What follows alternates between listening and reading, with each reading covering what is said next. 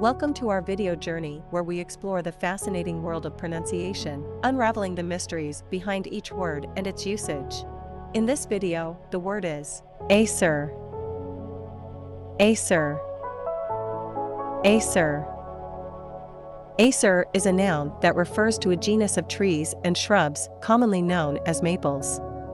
Maples are renowned for their distinctive leaves, colorful foliage, and the production of maple syrup. Here are some examples. Example number 1. In the fall, Acer trees display a stunning array of red, orange, and yellow leaves. Why Acer is used in example number 1. Acer describes the beauty of maple trees during the autumn season.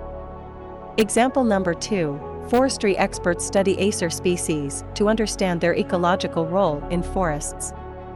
Why Acer is used in example number 2. Acer is used in forestry management to describe the study of maple species and their role in ecosystems. Stay tuned for more linguistic wonders and join us in unlocking the magic of language. Thanks for watching, and until next time, keep speaking, writing, and embracing the beauty of words.